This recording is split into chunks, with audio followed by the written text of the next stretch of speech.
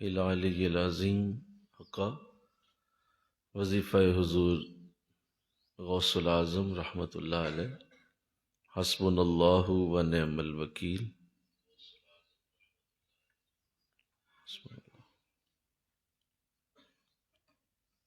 حسبنا اللہ و نعم الوکیل حسبنا اللہ۔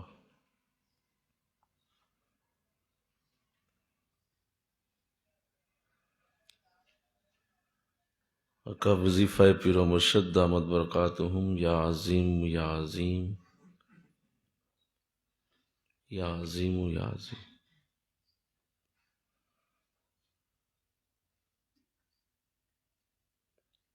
یا عظیم یا عظیم۔ وظیفہ استغفار استغفر اللہ ربی من کل ذنب و اتوب الیہ۔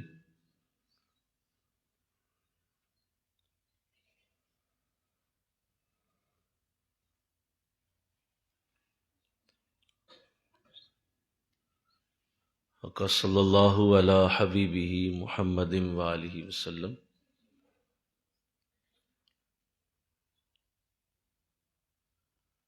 الفاتحہ۔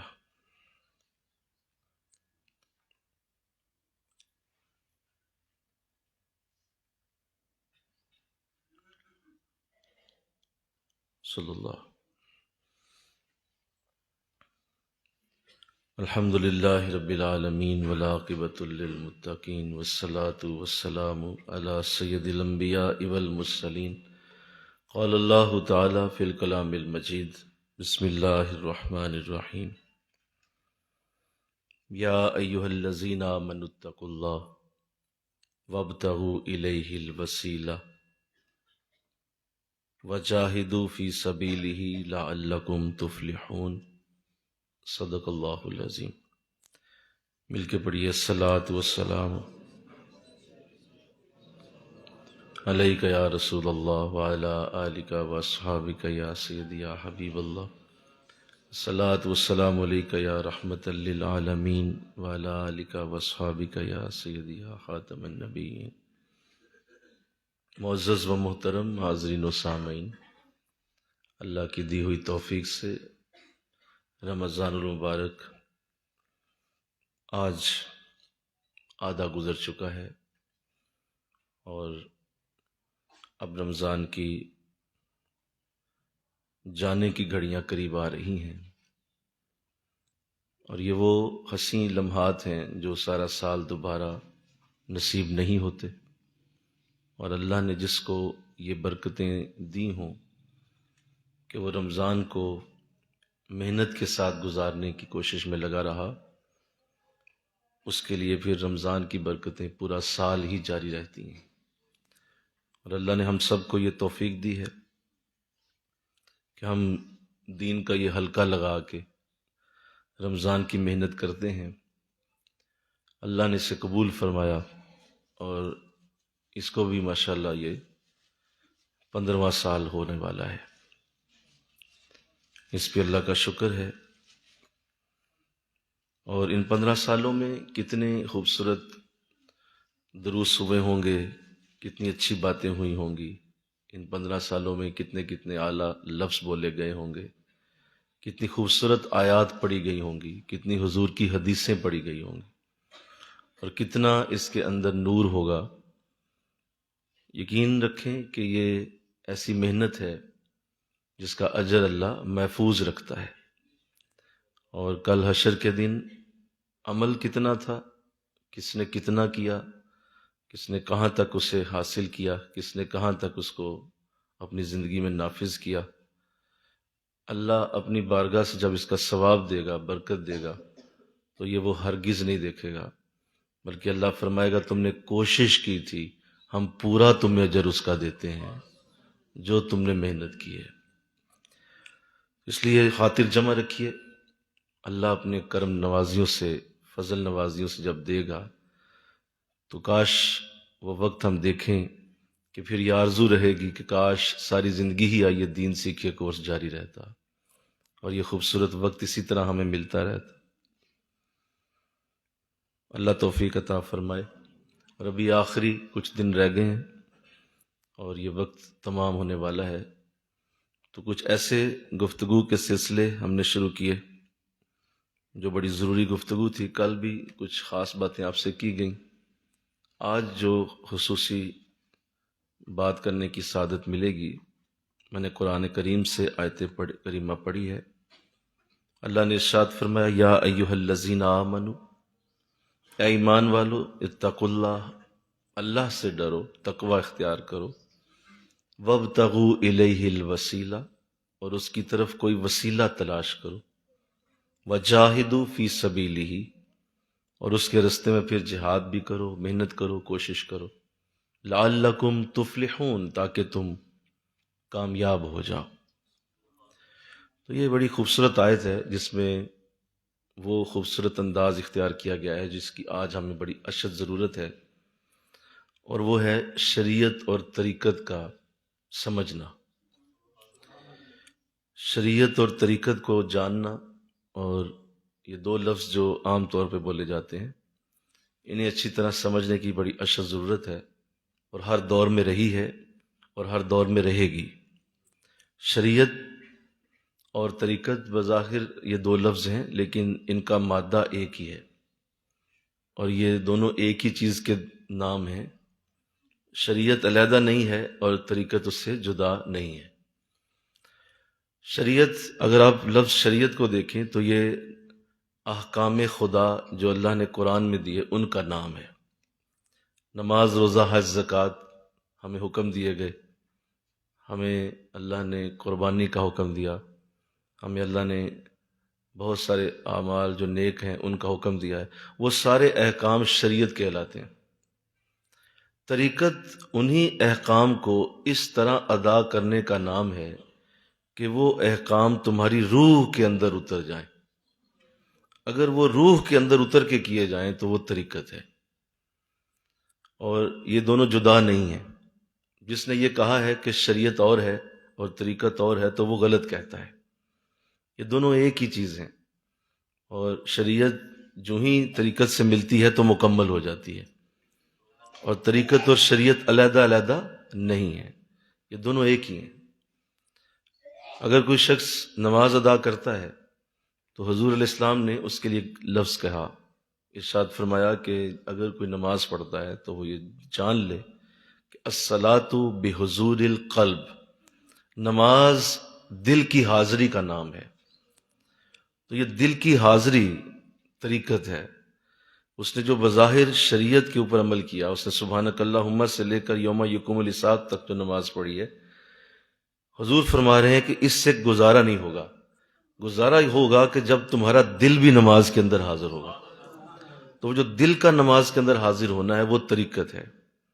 شریعت نے صرف تمہیں کھڑا کر دیا، وضو کرایا، صف پہ آئے اور تم کھڑے ہو گئے اور تم نے سبحانک اللہ شروع کر دی نماز، یہ شریعت ہے، تم نے حکم پورا کر دیا ہے، شریعت پہ عمل ہو گیا۔ لیکن پورا عمل کب ہوگا؟ جب طریقت ساتھ جڑے گی، اور تمہیں کچھ سکھائے گا کہ دل کی حاضری کیسے ہوتی ہے، اس سے نماز پڑھی جائے گی۔ اسی طرح فرمایا کہ جب تم سجدہ کرتے ہو تو سجدہ صرف تم نے اس شریعت پہ عمل تو کر دیا ہے، تم کھڑے ہو گئے، اللہ اکبر کہا اور سجدے میں چلے گئے، سبحان ربی الاعلیٰ تم نے کہنا شروع کر دیا، ٹھیک ہے، سجدہ ہو گیا۔ لیکن حضور فرما رہے ہیں سجدہ وہ ہے کہ جس کا سجدہ یوں ہو کہ اس کا سر اللہ کی رحمت کی گود میں چلا جائے۔ اور وہ جو رحمت کی گود میں حضور ذکر کر رہے ہیں وہ کہاں سے لاؤ گے؟ وہ کہاں سے سیکھو گے کہ حضور فرما رہے ہیں کہ رحمت کی گود ہے، اس میں تمہارا سر جانا چاہیے؟ تو وہ تمہیں طریقت بتائے گی، طریقت سے وہ چیز سیکھی جائے گی کہ وہ سجدہ کیسے ہوتا ہے۔ تو اس لیے یہ یاد رکھنا چاہیے کہ اعمال کو بہترین انداز میں کرنا، اور وہ حدیث جبریل کا ہمیشہ یاد رکھنا چاہیے حوالہ، جس میں حضور اسلام نے جبریل علیہ السلام کو اس جواب دیا تھا جب انہوں نے پوچھا تھا کہ حضور احسان کیا ہے، تو آپ نے فرمایا احسان یہ ہے کہ تو اللہ کی عبادت اس طرح کر جیسے کہ تو اسے دیکھ کے عبادت کرتا ہے، اسے دیکھ رہا ہے۔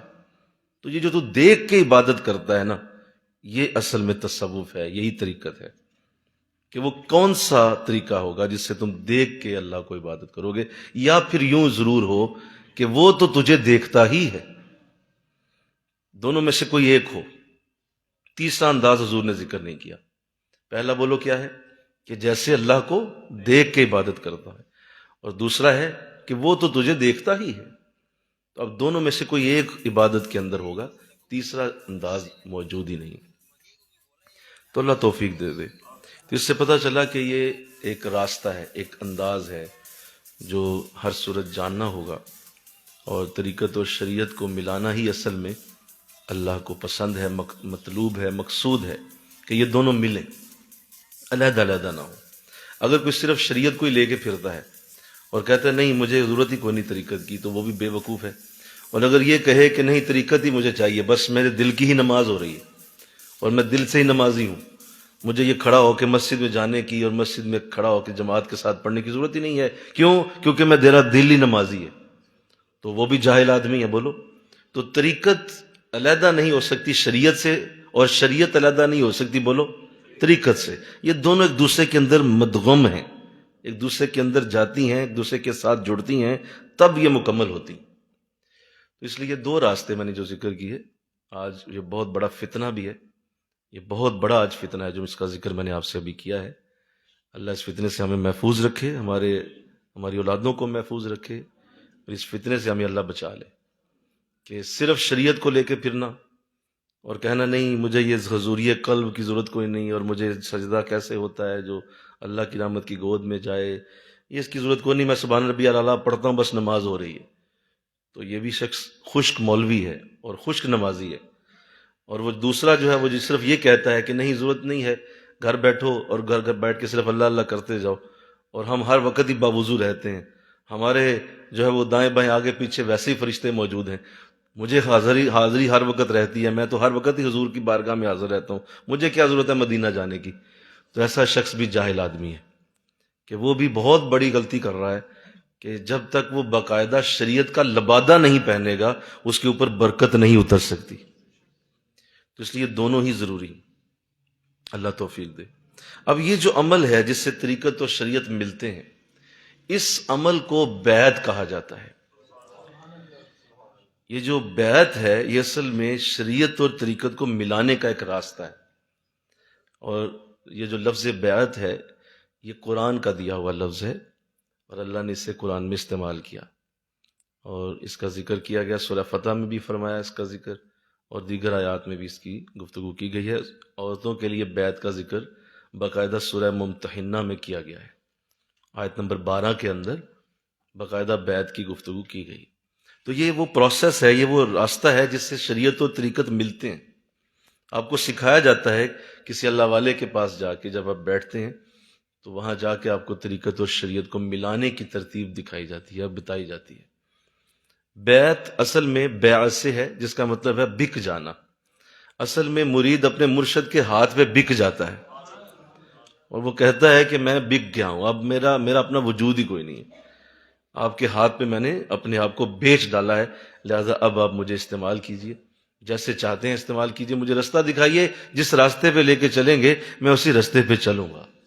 تو اسے بیعت کہا جاتا ہے، اور یہ آقا دو جہاں کا وہ خوبصورت عمل ہے جو آپ نے اپنے صحابہ سے کیا، اور حضور نے صحابہ کو بیعت کیا، اور آپ نے صحابہ کے ہاتھوں میں ہاتھ دے کر باقاعدہ بیعت فرمایا۔ حضرت عبادہ بن صامت رضی اللہ تعالیٰ عنہ سے یہ حدیث روایت ہے، یہ بدری صحابہ ہیں، کوئی عام صحابی بھی نہیں ہے، یہ بدر میں لڑے تھے، حضرت عبادہ بن صامت رضی اللہ تعالیٰ عنہ۔ تو یہ روایت کرتے ہیں کہ حضور مسجد نبوی میں آئے اور آپ نے ہمیں دیکھا کہ ہم بیٹھے ہوئے تھے، تو آپ نے ہمیں فرمایا کہ کوئی ہے جو میرے ہاتھ پہ بیعت کرے ان چیزوں کے اوپر۔ تو حضور نے اپنا دایاں ہاتھ آگے کر دیا، ہم نے سب نے حضور کے دائیں ہاتھ پہ ہاتھ رکھا، اور حضور نے ہم سے وعدے لیے، چوری نہیں کرو گے، تم کسی کے قتل نہیں کرو گے، تم کوئی کسی کے ساتھ زیادتی ظلم نہیں کرو گے، میرے ساتھ وعدہ کرو سود نہیں کھاؤ گے، یہ سارے وعدے حضور نے ہم سے لیے۔ تو ہم نے سب نے یہ وعدے جب کر لیے تو اگر اسلام نے فرمایا جو ان وعدوں پہ قائم رہے گا میں اس کی شفاعت کروں گا۔ اس کا مطلب یہ عمل حضور نے اپنی زندگی میں کر کے اس کو قیامت تک کے لیے سند بنا دیا، اور یہ سند بن گیا کہ بیعت کا وجود ہوتا ہے، اور بیعت کا ایک طریقہ ہے جو حضور نے دیا ہے۔ تو لہٰذا اس میں اب یہ یاد رکھنا چاہیے کہ یہ ایک ایسا انداز ہے جو قیامت تک رہے گا، کیونکہ حضور کی کوئی بھی سنت اللہ مٹنے نہیں دے گا، کسی بھی سنت کو اللہ نے مٹنے نہیں دینا، ہمیشہ قائم رہے گی۔ حضور نے ٹوپی مبارک پہنی، لوگ ٹوپیاں پہنتے رہیں گے۔ حضور امامہ پہننے تھے، حضور نے امامہ پہنا، ساری زمین پہ لوگ امامے والے تمہیں نظر آئیں گے۔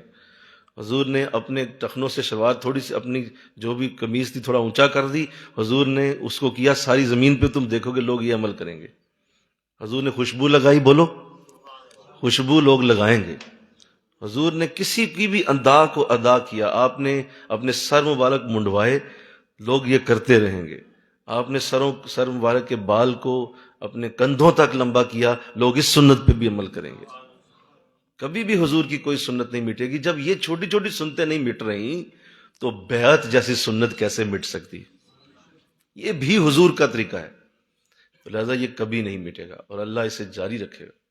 اللہ والوں کی شکل میں اسے اللہ ہمیشہ جاری رکھے گا اور اس کو اللہ کبھی مٹنے نہیں دے گا۔ سوال یہ پیدا ہوتا ہے کہ کیا ہر مسلمان کے لیے بیعت ضروری ہے؟ یہ بڑا اہم سوال ہے کہ کیا کوئی ہر شخص ہی بیعت کرے؟ تو اس کا سادہ سا جواب ہے کہ دیکھیے، جب ہم مسلم ہیں اور جب ہم ایمان لاتے ہیں اللہ پہ اور اس کے رسول پہ، تو ہمارا یہ ایمان ہمیں جنت تک لے جائے گا۔ یعنی یہ ہمارا یہ کہنا کہ اللہ ایک ہے اور رسول اس کے آخری رسول ہیں، تو یہ ہمیں جنت تک، بولو سارے، لے جائے گا، جنت تک ہم پہنچ جائیں گے۔ مسئلہ جنت کے اندر جا کے ہے، جنت کے باہر تو پرابلم ہی نہیں ہے، جنت کا دروازہ اس سے کھل چکا ہے۔ میری بات غور سے سنو، دھیان سے سنو، جنت کا دروازہ تم نے کھول لیا، لا الہ الا اللہ کہہ دیا، حضور کے لیے کہہ دیا وہ رسول اللہ ہیں اور آخری رسول ہیں، تو وہ تو مسئلہ حل ہوا، جنت کے تک تو تمہاری رسائی ہو گئی۔ جنت کے اندر جو درجے ہیں وہ پیوریفیکیشن کے ساتھ ملتے ہیں، جو جتنا زیادہ پیوریفائی ہوگا اتنی بلند جنتوں میں جائے گا، جتنا اپنی زیادہ بہتر انداز سے اپنے دل و روح کو پاک کرے گا، جتنا اپنے آپ کو زیادہ مانجے گا، جتنا چمکائے گا، وہ اتنی بڑی جنت کے اندر جاتا جائے گا۔ اعمال جتنے خوبصورت ہوں گے، اعمال کے اندر جتنا نور ہوگا، اعمال جتنے زیادہ بڑے حسن اخلاق کے ساتھ، حسن ظن کے ساتھ اور بڑی ایک محبت اور پیار سے کیے جائیں گے، وہ عمل فرق ڈالے گا۔ اب ایسا نہیں ہوگا، تو لہذا جنت میں جا کے مسئلہ پیدا ہوگا۔ چلو سادہ سی مثال دیتا ہوں، ایک اسکول کے اندر، ایک کلاس میں، کالج کے اندر، کہیں بھی اسٹوڈنٹ پاس سارے ہی ہو جاتے ہیں، لیکن آپ کیا سمجھتے ہیں، ایک 99 نمبر 99 والا ہوا پاس اور ایک 33 والا پاس ہوا، تو دونوں میں فرق نہیں ہے؟ بولو سارے ذرا بھائی، 99 والا بھی پاس ہی ہے نا اور 33 والا بھی پاس ہے، تو آپ کیا کہہ رہے ہیں کہ 99 والا 33 کے برابر ہو سکتا ہے؟ ایسا نہیں ہو سکتا، وہ بھی پاس ہے، یہ بھی پاس ہے، لیکن وہ جو 99 والا ہے اسے سارے نمایاں دیکھیں گے کلاس میں، وہ اس کو نظر پڑے گی اس کے اوپر، سارے دیکھیں گے کہ یہ 99 نمبر والا بچہ ہے، اور جو 33 والا سے کہ بڑے پھر رہے ہیں، 33 والے پھرتے رہیں، اس کی طرف نظر نہیں جائے گی۔ اگر آپ خاص بننا چاہتے ہیں تو آپ کو بیعت کرنی پڑے گی، بلکہ کہو نا سبحان اللہ۔ یہ خاصوں کا راستہ ہے، بولیے، یہ خاصوں کا راستہ ہے، یہ عاموں کا راستہ نہیں ہے۔ عام تو عام ہے، ٹھیک ہے، سارے مسلم ہیں، بولیے، سارے ہی قرآن پڑھتے ہیں، سارے درود پڑھتے ہیں، ساری نماز پڑھتے ہیں، نہیں، سب کی نماز ایک جیسی نہیں ہو سکتی، سب کا درود ایک جیسا نہیں ہو سکتا، سب کا بولنا ایک جیسا نہیں ہو سکتا۔ اللہ نے تفاوت پیدا کیا، فرق پیدا کیا۔ تو اس لیے یہ میں نے عرض کر دی کہ اصل میں دونوں میں یہ سوال جو ذہنوں میں لوگوں کے آ جاتا ہے کہ کیا ضروری ہے بیعت ہونا، تو اس کے لیے میں نے عرض کر دیا کہ یہ خاص لوگوں کا راستہ ہے۔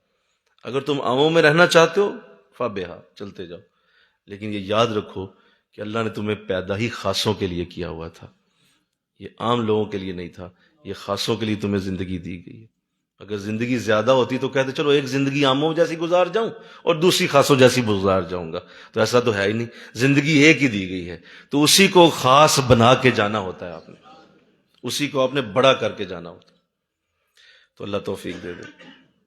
پھر جو میں نے آیت کریمہ پڑھی ہے، دھیان کیجئے گا، اس میں اللہ نے واضح لفظ لگایا وَابْتَغُوا إِلَيْهِ الْوَسِيلَةَ، کہ اس کی طرف کوئی وسیلہ ڈھونڈو۔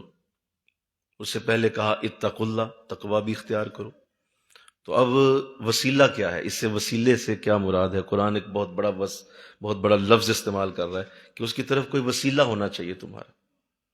تو اس کے لیے بعض نے کہا کہ یہ جو اتنے نیک اعمال ہیں یہ وسیلہ ہیں، نماز وسیلہ ہے، روزہ وسیلہ ہے، حج وسیلہ ہے، قرآن وسیلہ ہے، درود وسیلہ ہے۔ تو بالکل ٹھیک کہا، صحیح کہا، یہ وسیلے ہی ہیں۔ اگر ہم ان کو کرتے ہیں تو اللہ کی طرف ہمارا رجوع ہوتا ہے، اور نماز ادا ہوتی ہے اللہ کی طرف دھیان ہوتا ہے، قرآن پڑھتے ہیں اللہ کی طرف دھیان ہوگا۔ تو یہ سارا کچھ ہمیں وسیلہ ہی رہے اور اللہ کی طرف لے جانے والے اعمال ہیں۔ لیکن اس آیت میں ایک لفظ استعمال ہوا اس سے پہلے، تقوی کا۔ وہ تقوی کا لفظ یہ کہہ رہا ہے کہ تقوی سارے نیک اعمال کو اکٹھا کیا جائے نا تو سارے نیک عملوں کو اکٹھا بولنے کے لیے تقوی کا لفظ بولا جا سکتا ہے۔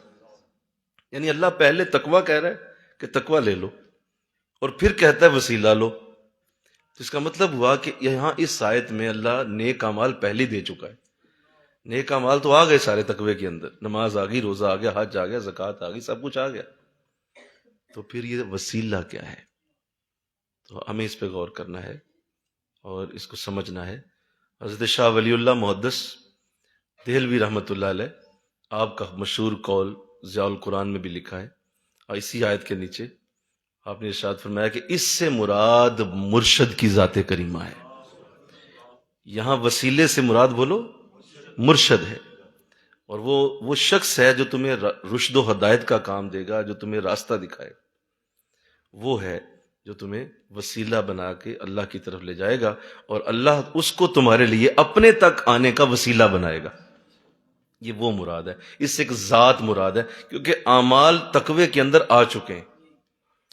اللہ تو لہذا اگر کسی نے ایسا کر لیا، بیعت کر لی، تو اسے وسیلہ مل گیا۔ بولیے، اسے وسیلہ مل گیا، مرشد ملا، راہ دکھانے والا ملا، اللہ نے اس پہ کرم کر دیا، فضل ہو گیا، اللہ نے اس کو کوئی رہنما دے دیا، پیشوا دے دیا، تو یہ ہو گیا اس پہ کرم۔ لیکن یہ کافی نہیں ہے، صرف بیعت کر لینا کافی نہیں ہے۔ صرف اتنا کہہ دیا کہ بیعت ہو گئی اور بیعت کر لی آپ نے، بڑی سعادت کی بات ہے، لیکن یہ کافی نہیں ہے۔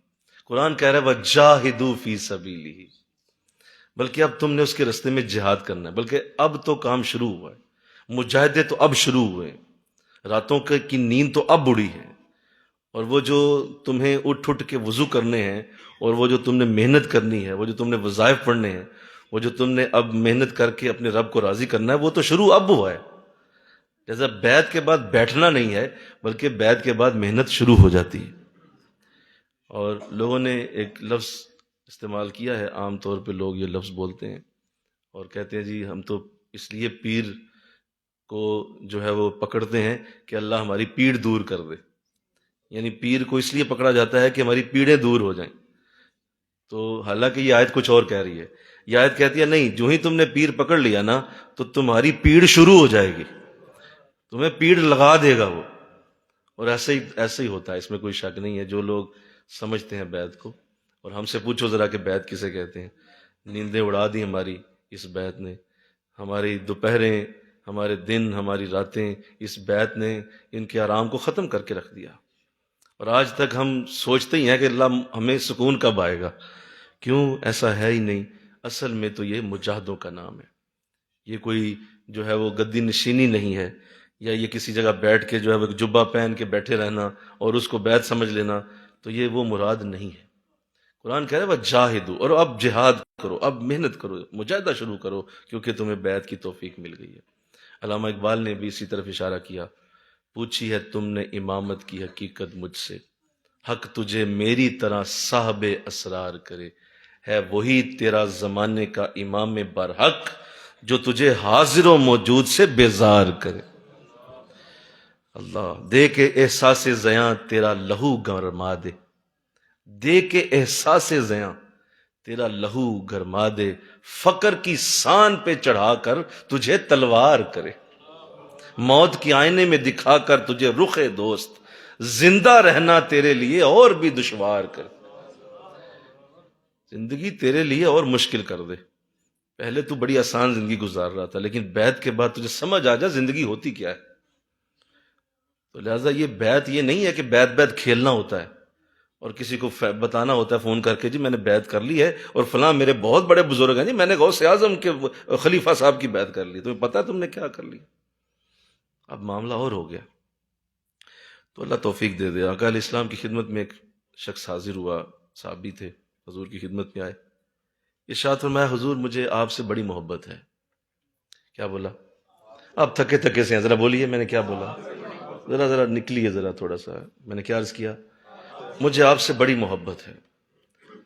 حضور اسلام نے اس کی طرف غور سے دیکھا اور پوچھا کیا کہا آپ نے؟ تو صحابی کہنے لگے حضور مجھے آپ سے بڑی محبت ہے۔ تو آپ نے پھر پوچھا صحابی کیا کہا آپ نے؟ تو انہوں نے تیسری بار کہا حضور مجھے آپ سے بڑی محبت ہے۔ فرمایا مجھ سے بڑی محبت ہے تو پھر دکھوں کے لیے تیار ہو جا، پھر مصیبتوں کے لیے تیار ہو جا، پھر پریشانیاں دکھوں کے لیے اب تو تیار ہو جا، تو نے مجھ سے محبت کا اظہار کر دیا۔ تو یہاں لوگ جو ہے وہ اس لیے بیعت کر رہے ہوتے ہیں کہ فیکٹریاں دو ہو جائیں گی، ذرا مال بڑھ جائے گا، ذرا یہ محبت اور پیار ذرا دنیا میں اور بڑھ جائے گا، اور ہر طرف سے پھولوں کی برسات شروع ہوگی مجھ پہ، کیوں میں نے بیعت کر لی ہے۔ بیعت یہ نہیں ہے، اور نہ بیعت کا یہ تصور ہے، اللہ کے رسول کے ہاں ایسا کوئی تصور نہیں۔ وہی صحابہ جو پہلے کتنی خوشحال زندگیاں گزارتے تھے، جب حضور کے پاس آئے دیکھو کیا کیا حشر ہوئے ان صحابہ۔ بولو نا، حضرت ابوبکر صدیق رضی اللہ تعالیٰ عنہ کتنی بڑی شخصیت ہے آپ، مکہ کے اندر کتنا بڑا نام، کتنی بڑی آپ کی ایک قداور شخصیت، اور باقاعدہ متمول تھے، امیر تھے، اور مکہ کا جتنا بھی کاروبار تھا، کاروباری حلقہ، اس کے آپ سربراہ تھے، یا چیمبر آف کامرس کہہ لیں، اس کے پریزیڈنٹ تھے آپ۔ لیکن جب حضور سے ملے ہر شے ختم ہوتی ہوتی ہوتی ہوتی ختم ہوتی چلی گئی۔ تو حضور کی بارگاہ میں ایک دن آئے، لوگوں نے تانے مارے ابو بکر اچھے بھلے تھے، جب سے اس نبی کا دامن پکڑا ہے تیرے تو پلے ہی کوئی شے نہیں رہ گئی، یہ کیا ہو گیا؟ تو ابو بکر یہی بات لے کے حضور کے پاس آ گئے، فرمایا حضور مجھے تو لوگ یہ کہہ رہے ہیں کہ جب سے تو نے اس کا دامن پکڑا ہے تیرے تو پاس شے ہی کوئی نہیں۔ تو حضور مسکرا کے فرمانے لگے ابو بکر یہی تو سچائی کی علامت ہوتی ہے، یہی سچائی ہے، اسی کو سچا ہونا کہتے ہیں۔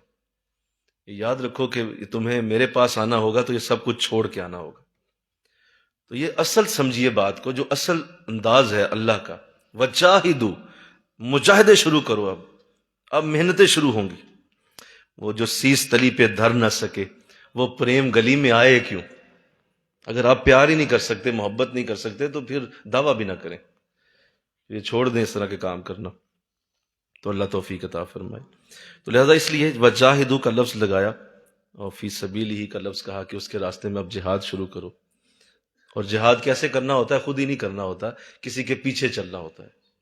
وہ آپ نے خود ہی نہیں لے کے نکلنا تلوار، اور خود ہی نہیں اپنے وظیفے شروع کر دینے، بلکہ کسی کے بتائے ہوئے راستے پہ جہاد ہوتا ہے، اور وہ تمہارا شیخ ہوتا ہے۔ اب اس شیخ کی کچھ علامات ہوتی ہیں، وہ آپ نے سمجھنی ہیں۔ حضرت اعلیٰ حضرت رحمۃ اللہ علیہ نے اسے لکھا، آپ نے ایک کامل شیخ کی کچھ علامات لکھی ہیں، اور ہمیں آج کے اس دور میں اس کو ہمیشہ پھیلانا چاہیے، بتانا چاہیے، یہ بڑا ضروری ہے۔ شیخ کی پہلی علامت یہ ہے، ایک کامل شیخ وہ ہوتا ہے جو صحیح العقیدہ ہو، جس کا عقیدہ اہل سنت کا ہو اور وہ درست عقیدے کے اوپر قائم ہو۔ یہ پہلی اس کی علامت ہے۔ دوسری علامت یہ ہے کہ وہ اعلانیہ گناہ نہ کرنے والا ہو، یعنی اللہ نے اسے بچا کے رکھا ہو گناہوں سے، اور وہ اعلانیہ گناہ نہیں کرتا۔ اور یہ یاد رکھو کہ شیخ یہ نہیں ہوتا کہ اس سے گناہ ہوتا ہی نہیں ہے، یہ صرف نبیوں کے لیے ہے۔ بولو، یہ نبیوں کے لیے ہے۔ معصوم کون ہوتے ہیں؟ نبی ہوتے ہیں، نبی معصوم ہوتے ہیں، لیکن باقیوں سے جو جب ہو جائے تو وہ توبہ کا انداز بہت بڑا ہوتا ہے، وہ توبہ فوراً کرتے ہیں۔ لہذا اعلانیہ گناہ نہ کرنے والا ہو، دوسری علامت۔ تیسری علامت یہ ہے کہ وہ جاہل نہ ہو، عالم ہو، اسے کتاب و سنت کا علم ہو۔ اور کوئی جاہل اگر یہ دعویٰ کرتا ہے تو حضرت سلطان باہو نے اس کا ایک جملہ بول کے، تو ہم لہٰذا میں سمجھتا ہوں ایسا آپ نے ایسی سزا بیان کر دی اس جملے کے اندر کہ بے علموں جڑا کرے فقیری کافر مرے دیوانہ ہو۔ فرمایا جو اگر بے علم آدمی ہے اور کہتا ہے میں فقیر ہوں، تو فرمایا کہ یہ جاہل ہے اور یہ کیا کہہ رہا ہے کہ میں فقیر ہوں، اب یہ کافر ہو کے اس زندگی میں مرے گا، اس سے پہلے موت نہیں آئے گی، کہ اتنا بڑا دعویٰ کر دیا ہے، علم ہے کوئی نہیں اور کہتا ہے میں فقیر ہوں۔ تو ایسا نہیں ہو سکتا، یہ علم والے ہوتے ہیں جنہیں اللہ یہ برکت عطا کرتا ہے، تو وہ جاہل نہ ہو۔ یہ تیسرا ہے۔ چوتھا یہ ہے کہ اس کا سلسلہ طریقت جو ہے وہ حضور علیہ السلام تک پہنچتا ہو، اس کے پیچھے شیخ موجود ہوں، بولیے، ان کے پیچھے بولو ان کے شیخ ہوں، پھر بولو ان کے شیخ ہوں، اور اس طرح یہ طریقہ حضور علیہ السلام تک جاتا ہو، اور اس کے پاس مربوط جڑا ہوا حضور علیہ السلام تک سلسلہ موجود ہونا چاہیے۔ یہ چوتھی علامت ہے۔ پانچویں علامت ایک اور لکھی، وہ یہ لکھی کہ وہ کسی شیخ کامل کے پاس بیٹھ کر اپنے آپ کو مکمل کر چکا ہو، خود ہی نانا پیر بنا ہو، بولو، کسی نے اسے باقاعدہ خلافت دی ہو، اور کسی شیخ کامل کا خلیفہ ہو، کسی شیخ کامل کے ساتھ سند ہو، اور پیچھے اس کے تھاپڑا بھی دیا گیا ہو کہ بھائی ہم بھی تمہارے ساتھ ہیں، یہ تمہارا کام ہے، کرو، تو پھر یہ وہ شیخ ہوگا۔ اور بڑی اہم بات سنیے، وہ شخص شیخ کامل ہے جس کی تربیت کا انداز محمدی ہو۔ دیکھیے میں نے بڑی بہت اہم بات کی ہے، میں نے کیا کہا، بولیے، جس کی تربیت کا انداز محمدی ہو۔ ایک تربیت کا انداز یہ ہے کہ وہ شیخ تو ہے، چلو اس کی پہلی علامت کیا، راسخ العقیدہ، صحیح العقیدہ، ٹھیک ہو گیا، وہ ہے، یہ اس کے اندر یہ علامت ہے۔ دوسری علامت وہ اعلانیہ گناہ نہیں کرتا، یہ بھی ہے۔ تیسری علامت عالم بھی ہے۔ چوتھی علامت کہ اس کو سلسلہ طریقت بھی حضور تک ملا ہوا ہے، یہ سارا کچھ ہے۔ پانچویں علامت کہ وہ جو ہے وہ کسی شیخ کامل کی صحبت میں بیٹھا ہوا ہے۔ تو یہ سارا کچھ ہی پورا ہے، لیکن ایک چیز آ کے بہت بڑا لیک پیدا کرے گی، اور وہ یہ کہ اس کا انداز تربیت حضور جیسا نہیں ہے۔ مثلا وہ جو مرید کرتا ہے، اپنے پاس بٹھاتا ہے لوگوں کو، تو انہیں راہب بنا دیتا ہے۔ راہب کا مطلب یہ ہے کہ دنیا چھڑوا دیتا ہے اور کہتا ہے بس بیٹھ جاؤ بیٹا، یہ وظیفے پڑھو، نکرے لگ جاؤ، بیعت ہو گئی ہے، اور شروع ہو جو ان وظیفوں کو پڑھنا۔ اب وہ اچھا بھلا شخص جو بڑا اچھا دنیا کے اندر ایک کارکردگی دے رہا تھا، اس کو جناب نے پکڑا ہے، اور اس کو پکڑ کے تو اس کو ایک جنگلوں جیسی زندگی کے اندر ڈال دیا، اور اس کو جو ہے اسی طرح بنا دیا کہ بس بیٹا یہی اللہ کا ذکر کرتے جاؤ، اور بیٹھو کیا ہو رہا ہے دنیا کے اندر، چھوڑو، تم تسلی سے ذکر کرو بیٹھ کے۔ تو یہ جو انداز ہے یہ حضور کا انداز نہیں ہے، یہ انداز آقا دو جہاں کا بولو نہیں ہے۔ جس نے یہ انداز اختیار کیا وہ نامکمل لوگ پیدا کرے گا، اور اس سے طریقت کے اندر بہت بڑا فساد پیدا ہوگا۔ کیوں؟ کیونکہ حضور کا انداز آنا چاہیے تھا، اگر وہ نہیں آیا تو اس کا مطلب یہ ہے کہ معاملہ آگے چلے گا نہیں۔ اللہ، تو علامہ اقبال نے بھی اس کا ذکر کیا، میں نے آج ان کا یہ شعر پڑھا، ڈھونڈ وہ فقر جس کی اصل ہو حجازی، پھر میں اس پیر کی بیعت کر جا کے جو حجاز تک تمہیں لے کے جائے، جو حضور علیہ السلام کی بارگاہ تک تمہیں پہنچائے، خود نہ کسی کو جو ہے وہ خود بتاتا رہے اور اس کو وظیفے دے کے بٹھا دے اور کہے بس لگا رہے یہی کام کرتا رہے۔ حضور کا یہ طریقہ نہیں تھا۔ اللہ، تو یہ سمجھ آ گئی اب آپ کو کہ اصل میں اس مرید کے اندر حضور کی ادائیں پیدا کرنا ہی ایک شیخ کامل کا کام ہوتا ہے، کہ اس کے اندر حضور کی ادائیں پیدا کر دے، آقا دو جہاں جیسے انداز اس کو دے۔ اور اگر وہ یہ نہیں دے رہا تو وہ شخص نامکمل فیکٹریاں بناتا جا رہا ہے، اور اس سے صرف فساد ہوگا۔ کیوں؟ وہ لوگ آگے جا کے کوئی دین کا کام نہیں کر پائیں گے، اور وہ صرف وظیفے پڑھتے رہنا اور بیٹھ کے حق ہو کے نعرے لگاتے رہنا۔ بلکہ کئی مجھے ایسے ملتے ہیں کہ وہ جی خواب میں دیکھا مدینہ پہنچے ہوئے تھے، خواب میں دیکھا مکہ پہنچے ہوئے تھے، خواب میں دیکھا فلاں جگہ گئے ہوئے تھے، وہ اس کو ہی لے کے بیٹھے رہے۔ اور بھائی کتنے لوگوں کو نمازی بنایا یہ بتا دے مجھے، بس کتنے لوگوں کو آپ نے قرآن سکھایا یہ بتا دے، کتنے لوگوں کو حضور کی حدیث سنائی، کتنے لوگوں کو آقا دو جہاں کی محبت دی، کوئی یہ مجھے ایک جملہ بولو نا، نہیں حضور میں پرسوں بھی مدینہ تھا، میں پرسوں بھی مکہ اور نماز پڑھ کے آیا ہوں۔ یہ باتیں کر کر کے تم نے جو سمجھ لیا کہ تمہیں اللہ کے کرم کا کوئی تمہیں اندازہ ہو رہا ہے، ایسا ہرگز نہیں ہے۔ یہ اللہ کا کرم نہیں ہوتا، یہ صرف اور صرف آپ کی اندر کی روح کی استعداد ہوتی ہے، یہ آپ کی روح کی طاقت کی خبریں ہیں کہ آپ کو خواب میں ایسے آ رہے ہیں۔ آپ بادشاہ بنیں گے خواب میں تو وہ بادشاہ بن نہیں جائیں گے، وہ خواب ہی رہے گا، اٹھیں گے تو آپ اپنی چارپائی پہ ہی سوئے ہوئے ہیں، بادشاہ نہیں بنے آپ۔ اسی طرح آپ خواب میں مدینہ ہوا ہے، مکہ ہوا ہے، وہ بھائی وہ تمہاری روح کی خبر ہے بس۔ مکہ کسی کو یہاں سے اتنی پیار کی محبت کی باتیں سناؤ کہ وہ شخص اگلے دن ٹکٹ لگائے مکہ پہنچ جائے جا کے، پھر مزہ آیا نا تم، پھر تو تجھے پہنچایا تم نے اسے مکہ یا مدینہ۔ یہ کیا بات ہوئی، آپ خود ہی مکے پھر رہے ہیں خوابوں کے اندر۔ تو اس طرح کے جو ڈھکوسلے ہیں ان سے باہر نکلو، اس طرح کی جو حرکتیں ہیں انہیں چھوڑ دو۔ یہ ان چیزوں کا نام نہیں ہے طریقت یا تصوف یا یہ بیت یا اس طرح کے جتنے انداز ہیں، یہ مزاروں پہ ڈھول بجانے کا نام نہیں ہے۔ یہ میں نے کیا کہا؟ بہت سارے لوگ ہٹ ہوئے ہیں اس سے۔ مزاروں پہ ڈھول بجانے کا نام یہ نہیں ہے، اس ڈھول کی تھاپ کے اوپر ناچنے کا نام نہیں ہے یہ، یا مزاروں کے اوپر آپ جا کے چادریں چڑھاتے جائیں اور اس قبر کے اوپر آپ رنگ دیں چادروں کو، تو یہ بھی تصوف نہیں ہے۔ اس کا کوئی انداز حضور کے ساتھ نہیں ملتا۔ آقا دو جہاں نے اس کی کبھی بھی کوئی تعلیم نہیں دی ہے۔ حضور یہ نہیں کرتے تھے۔ حضور کیا کرتے تھے؟ اللہ نکل کر خانقاہوں سے ادا کر رسم شبیری، یہ جو باہر نکل کر لوگوں کو نیکی سکھانا ہوتا ہے، یہ میرے نبی کی ادائیوں کا نام ہے، یہ حضور کی ادا ہے۔ بھئی یہ کیا بات ہوئی کہ آپ نیک تو بہت ہیں، بہت اچھا نمازی، بہت اچھا قرآن پڑھنے والا ہیں آپ، بہت اچھا اللہ نے کرم کیا ہوا ہے، فقر اور فقیری کا آپ دعویٰ کرتے ہیں، اور آپ کمرے میں بیٹھے ہوئے ہیں، باہر حضور کی امت ذلیل و خوار ہو گئی، باہر حضور کی امت جو ہے وہ بیچاری گناہوں کی دلدلوں میں کب سے جا کے اپنا وجود بھی ختم کر رہی ہے، اور آپ بیٹھے فقر کے نعرے لگا رہے ہیں کمرے کے اندر۔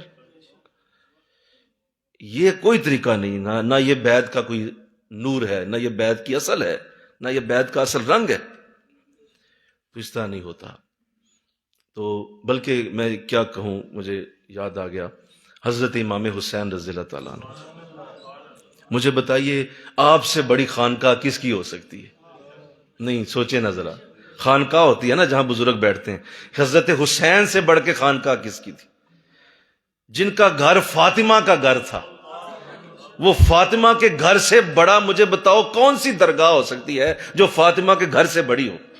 تو حسین اپنے گھر نہیں بیٹھے، مدینہ چھوڑا اور آپ کربلا میں جا کے اپنی جان بھی قربان کر گئے دین کے اوپر۔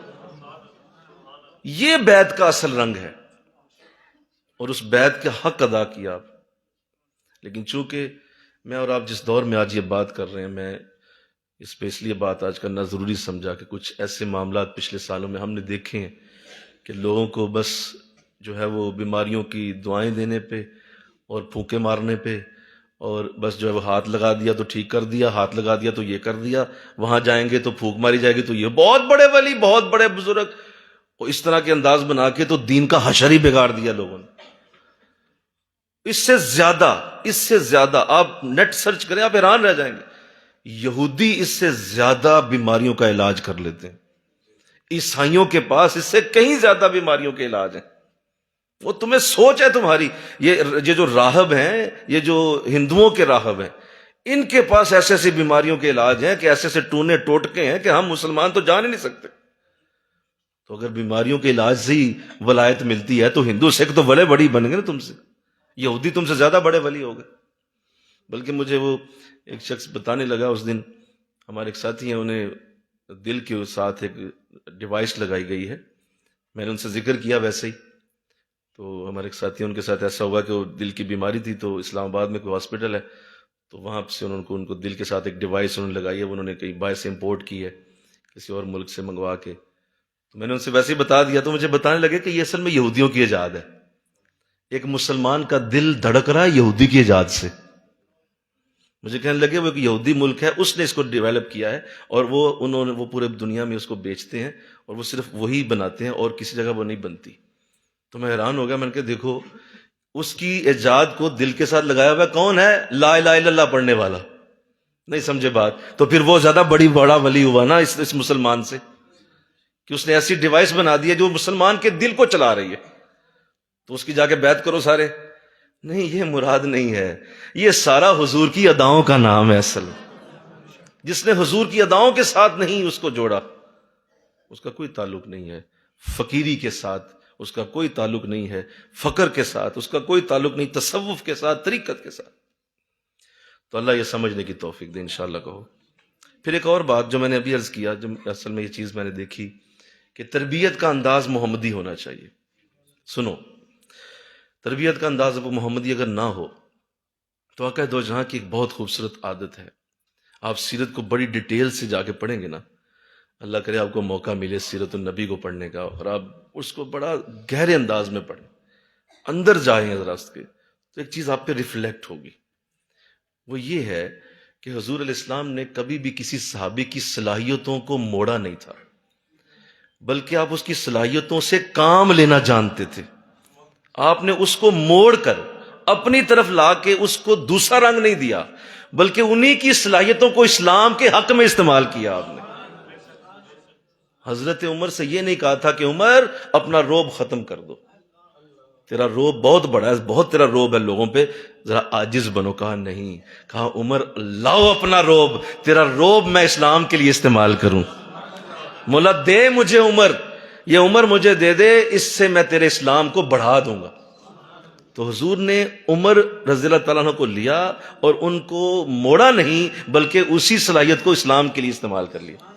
حضرت امیر حمزہ جو بہت زبردست طاقت اور جنگجو کی صلاحیت رکھتے تھے، جنگجو تھے بہت بڑے، تو آپ نے ان کو جب اسلام کے اندر لائے تو آپ نے یہ نہیں کہا تھا کہ چچا اب آپ جنگیں چھوڑ دیں کیونکہ اسلام امن کا مذہب ہے، ایسا نہیں کہا، بلکہ فرمایا کہ میرے چچا حمزہ جو ہیں یہ اللہ کے شیروں میں سے ہیں، یہ اللہ کے شیر ہیں، لہذا اے میرے چچا جہاں لڑو گے شیر کی طرح لڑو گے تم۔ انہیں اسد کہا۔ حضرت خالد بن ولید جو اسلام لانے سے پہلے جنگیں لڑتے تھے، انہیں حضور نے اللہ کی تلوار سیف اللہ کا لقب دے دیا۔ نہیں سمجھے بات؟ تو اس کا مطلب یہ ہے، سنو میری بات، صحیح شیخ وہ ہوتا ہے جو کسی مرید کی صلاحیتوں کو موڑے نہیں، بلکہ اس کی صلاحیتوں کو استعمال کرتے ہوئے۔ مثلا ایک پہلوان آدمی بڑا اچھا پہلوان ہے، تو آپ اسے کیا کہیں، جب وہ پہلوان آپ کے پاس آئے بیعت ہو جائے تو آپ اسے کسی کمرے میں بٹھا دیں اور کہیں بھائی تو بس اندر ہی بیٹھ، اور بیٹھا رہے یہاں پہ وظیفہ پڑھتا رہے بیٹھ کے، اس کی پہلوانی ضائع کر دی آپ نے۔ بولو، وہ پہلوان آدمی ہے بھائی، بہت کچھ کر سکتا ہے آپ کے لیے، اسے باہر نکال لیں اور اس سے دین کا کام لیں۔ کیا کر رہے ہیں آپ اسے کمرے میں بٹھا رہے ہیں، تو یہ غلط کر دیا آپ نے اس کی صلاحیت کو ضائع کر دیا۔ تو اس لیے ہمیشہ تربیت کا انداز محمدی ہونا چاہیے۔ حضور نے صحابہ کے ساتھ یہی عمل کیا، اور حضور نے صحابہ کو جب اپنے پاس بلایا، حضرت بلال رضی اللہ تعالیٰ عنہ سے کیا کام لیا؟ ان کی آواز بڑی اچھی تھی، حضور نے فرمایا بلال تو اذان دیا کر، تیری آواز اذان کے کام آئے، اس کو اذان پہ کھڑا کر دیا۔ تو یہ تمہیں اگر کوئی مل گیا نہ، بولو نا یار، تو وہ تمہاری صلاحیت کو اڑا کے لے جائے گا۔ اللہ ساری رحمتیں ہمارے شیخ پہ نازل کرے۔ میں نے انہیں ایسا ہی دیکھا، وہ ہر شخص سے وہی کام لیتے ہیں جو حضور صحابہ سے لیتے تھے۔ تربیت کے انداز محمدی ہیں، لہٰذا کبھی انہوں نے ہمیں یہ نہیں کہا تھا کہ بھائی آپ دیکھیں آپ کے اندر یہ خوبی ہے تو چھوڑیں اس خوبی کو، آؤ میں تمہیں بتاتا ہوں یہ خوبی پیدا کرو اپنے اندر۔ نہیں، یہ نہیں کبھی کہا۔ فرمایا تمہاری یہی خوبی ہونی چاہیے، اس کو ذرا حضور کے لیے استعمال کرنا شروع کر دو، اس کو ذرا دین کے لیے استعمال کرنا شروع کر دو۔ یہ جو اچھا بولتے ہو، یہ جو اچھا نعت پڑھتے ہو، اس جو اچھی آواز ہے، اس کو استعمال کرو دین کے لیے۔ ہمارے ایک ساتھی ہیں، وہ بڑا اچھا مینیجر کا انداز رکھتے ہیں، بہترین مینیجر ہیں وہ، یعنی میں نے ان جیسا مینیجر نہیں دیکھا، یعنی 10,000 بندہ بھی ہوگا نا، میں نے اس بندے میں یہ جھلک دیکھی کہ وہ 10,000 بندے کو بڑا اچھا مینیج کرتا ہے۔ اچھا اس کو آپ بٹھا دینا کہ کسی جگہ بیٹھ کے تو آپ ذرا 2 جملے بول دیں، 2 لفظ تقریر کے کہیں، وہ بندہ ایک لفظ نہیں بول پائے گا تقریر کا، لیکن وہ مینیجر اتنا اچھا ہے کہ 10,000 بندوں کو مینیج کر جائے گا۔ تو میرے حضرت ہمیشہ اس سے کام یہی لیتے ہیں، وہ صرف مینیج ہی کرتا رہتا ہے چیزوں کو۔ کبھی اسے نہیں کہا آپ تقریر کیوں نہیں کرتے، اس سے یہ نہیں کہا کہ بھائی آپ یہ کام فلاں بھی کریں، آپ بھی تبلیغ کیا کریں، آپ بھی فلاں کام کریں، آپ بھی لوگوں کو نیکی کا راہ دکھائیں۔ نہیں، تمہیں نہیں یہ کرنا، تم یہ مجلسوں کو مینیج کرو بس۔ تو اسی طرح کیا۔ تو یہ کمال لطف و کرم جس سے مل جائے، اور ایسا شیخ ہو جو تمہاری صلاحیتوں کو جلا دے دے، تمہاری صلاحیتوں کو بہتر کر دے، اسے اعلیٰ بنا دے، اور یہی کہا کہ وہ جو تمہیں فقر کی چڑھا کے تجھے سان، تجھے مانندے تلوار کرے۔ پہلے تو صرف ایک عام چاقو سا تھا، لیکن جب فقر تجھے دیا، اس کو تمہیں پالش کیا، تو وہ چاقو تلوار کی شکل اختیار کر گیا۔ اب وہ بڑا کچھ کرے گا۔ لہٰذا یہ وہ شیخ کی اعلیٰ علامتیں ہیں جو آج کے دور میں مس ہو رہی ہیں، اور جس کی وجہ سے لوگ بیچارے اس طریقت کے اس راستے کو کب سے چھوڑ کے بھاگ گئے۔ لوگوں نے چھوڑ دیا یہ راستہ۔ کیوں؟ کیونکہ اس طرح کے یہ انداز، یہ جو خانقاہی نظام تھا، اس نظام کی آج جو دھجیاں اٹھتے ہوئی آپ دیکھ رہے ہیں اور بکھرتی ہوئی دیکھ رہے ہیں، اور میڈیا تو پاگلوں کی طرح اس کے پیچھے پڑا ہوا ہے کہ کسی طرح خانقاہی نظام کو جڑ سے اکھاڑ دیا جائے، یعنی جسے کہتے ہیں نا کہ ہاتھ دھو کے پیچھے پہ جانا، اس طرح میڈیا پڑا ہوا ہے ان کے پیچھے کہ بس یہ خانقاہی نظام کہیں نظر نہ آ جائے۔ لیکن یہ ان کی بھول ہے، پھوکوں سے یہ چراغ بجھایا نہ جائے گا، یہ کبھی نہیں مٹ سکتا، اس لیے کہ یہ خانقاہ مدینہ شریف سے چلی آ رہی ہے، یہ مدینہ سے آتی ہوئی خانقاہ ہے، یہ کبھی مٹے گی نہیں۔ یہ میڈیا کتنا ہی زور لگا لے، یہ کبھی بھی ختم نہیں ہو سکتا۔ تو یہ اصل تصور جو بیعت کا تھا، اور جو اصل رنگ ہے بیعت کا، میں نے آپ کے سامنے رکھا ہے، اور کوشش کریں کہ اس کو آگے ضرور پھیلائیں، انشاءاللہ کہیں اس کی اصل تصویر لوگوں کو رنگ دیں، بتائیں کہ بھائی یہ مختلف رنگوں کی ٹوپی پہننے کا نام طریقت نہیں، یہ مختلف رنگوں کے امامے پہننے کا نام بولو، سارے بولو بھائی، یہ طریقت نہیں ہے۔ آپ نے جرابیں کسی اور رنگ کی پہن لی ہیں، کپڑے کسی اور رنگ کے پہن لیے، اور آپ سمجھتے ہیں کہ اب طریقت کے اندر پٹکا پہن لیا آپ نے ایک وہ آپ کی صرف علامتیں ہیں، وہ پہچاننے کے لیے۔ آپ کبھی جائیں نا حرم میں، انشاءاللہ کہو نا ذرا حرم میں آپ پہنچے نا مکہ میں، تو وہاں لوگ پہچان کے لیے کچھ چیزیں پہن لیتے ہیں، بولیے پہچان کے لیے کچھ چیزیں پہن لیتے ہیں، اسے پتہ چلتا ہے یہ ہماری جماعت جا رہی۔ اور اگر حرم میں گم ہو جائیں تو دور سے، میں نے دیکھا ایک گروپ جا رہا تھا، انہوں نے اپنے سروں کے اوپر لال رنگ کے گلاب لگائے ہوئے تھے، گلاب موٹے موٹے سروں پہ رکھے ہوئے، دور سے کعبے میں پھرتے نظر آ رہے تھے کہ یہ وہ ایک گروپ ہے گلابوں والا۔ تو بس یہ پہچان ہوتی ہے کہ یہ میرا گروپ ہے۔ بھائی طریقت کی اصل تمہارے رنگ لباس نہیں ہے، اور نہ ہی یہ رسوم کا نام ہے کہ آپ نے 11ویں شریف کو لیا اور 11ویں شریف بنائی، 11ویں شریف پکائی، تو آپ غوث اعظم کے ماننے والے ہیں۔ کس نے کہا ہے آپ سے؟ کیا یہ 11ویں شریف پکا کیا غوث اعظم کے ماننے والے بن جائیں گے آپ؟ یہ کس نے آپ کو کہہ دیا ہے؟ کتنی بڑی جرت کر دی آپ نے کہ آپ نے ایک دیگ بنائی ہے، اور اس دیگ کو بنا کے آپ کہہ رہے ہیں کہ آپ غوث اعظم کے، آپ جانتے ہیں غوث اعظم کس کا نام؟ وہ کتنی بڑی شخصیت ہے، اور انہوں نے کیا کیا کام کیے ہیں؟ کیا ایک دیگ بنا کے آپ ان کا نام استعمال کر کے یہ کہیں گے کہ آپ 11ویں والے بن گئے؟ 11ویں والے آپ تب بنتے جب 11ویں والا کام کرتے، اور 11ویں والا کام یہ تھا کہ وہ درس قرآن دیا کرتے تھے سارا دن۔ وہ 11 تاریخ کو فجر سے شروع ہوتے تھے اور عشاء تک درس قرآن ہی دیا کرتے تھے سارا دن۔ کریں ذرا یہ کام تو پتہ چلے آپ 11ویں والے، دیگ بنا کے آپ 11ویں والے بن گئے ہیں۔ اور خدارہ ظلم بند کرو، خدارہ اس پہ ذرا دھیان دو۔ طریقت اس چیز کا نام نہیں ہے، تصوف یہ نہیں ہے، یہ تو حقیقت کا نام ہے۔ اور اس سے بھی آگے جائیں تو طریقت بجز خدمت خلق نیست، یہ تو دنیا کی خدمتوں کا نام ہے، بندوں کی خدمتوں کا نام، بندوں کے لیے کچھ کرنے کا نام۔ تو اگر آپ یہ حقیقت نہیں لے رہے تو آپ بظاہر کسی کی بھی پیری اور مریدی کا دعویٰ کریں، آپ صفر ہیں، اللہ کے ہاں آپ کی کوئی ضمانت نہیں ہے، اللہ کے ہاں آپ کی کوئی گارنٹی نہیں۔ تو آؤ حقیقت کی طرف آؤ، اللہ توفیق دے دے۔ یہ عرس منانا، اور عرس منانے کوئی سب کچھ سمجھ، بڑا اچھا جملہ بولا گیا، اب جانے پتہ نہیں کس نے بولا اس دن، مجھے بڑا اچھا لگا۔ حضرت پیر صاحب کی طرف سے وہ جملہ مجھے کسی نے سنایا کہ ہم کیسے عجیب پیر ہیں، لوگوں سے پیسے اکٹھے کر کے تو ان کا کھانا بناتے ہیں، لوگوں کو ہی کھلا دیتے ہیں اور کہتے ہیں عرس ہو گیا۔ بڑا مزہ آیا سن کے، میں نے کہا لوگوں سے پیسہ اکٹھا کرتے ہیں، روٹی پکاتے ہیں، انہیں کو کھلا کے کہتے ہیں جی عرس ہو گیا ہمارا۔ ایسا تھوڑی ہے، یہ ایسا قطعاً نہیں ہے۔ یہ یاد رکھیں کہ اللہ نے اپنے بندوں کو حقیقتوں سے جوڑا ہوا ہے، اور وہ حقیقتیں اگر موجود ہیں تو اللہ بھی خوش ہوگا، ورنہ یہ صرف لفظوں سے اور یہ طریقت کے الفاظ بول دینے سے اور صرف قادری کہلا دینے سے اور نقشبندی کہلا دینے سے اور یہ چشتی اور سہروردی کے نام لگا دینے سے آپ نہیں بن جائیں گے جب تک وہ اعمال نہیں ہوں گے جو ان لوگوں کے اندر تھے۔ تو اللہ مجھے آپ کو توفیق دے دے، اور یہ عظیم سعادت جو مجھے آپ کو آج ملی ہے، اللہ اس کی ہمیں توفیق دے۔ اور یہ تصور جو میں نے آج آپ کے سامنے رکھا، گو اس پہ بات ابھی بہت ہو سکتی تھی لیکن میں نے آپ پہ چھوڑا ہے، اور اس کو اپنے ذہن میں رکھیے، اس کو آگے پھیلائیے۔ یہ آج کے دور کا بہت بڑا فتنہ ہے جس کے سے لوگوں کے ایمانوں کو لوٹا جا رہا ہے، اور لوگ بیچارے، چونکہ ہم سادہ دل لوگ ہیں، ہماری عوام ویسے ہی بڑی سادہ ہے، ہماری عوام کو تو بس کوئی چھوٹا سا ایک شوبدہ چاہیے، اس شوبدے کو دیکھتے ہیں قربان ہو جاتے ہیں۔ تو یہ ایسا نہیں ہے، یہ یاد رکھیں کہ یہ ہواؤں میں اڑنا، یہ پرندوں جیسی انداز، اور یہ مطلب مچھلیوں جس طرح پانی پہ چلنا، یہ طریقت کا نام کیسے ہو گیا؟ آپ اس کو کس طرح کہیں گے یہ طریقت ہے؟ کوئی صحابی آپ دکھائیں جو ہواؤں میں اڑا ہو، کوئی صحابی دکھائیں جو پانی پہ چلا ہو، کوئی بھی نہیں ہے۔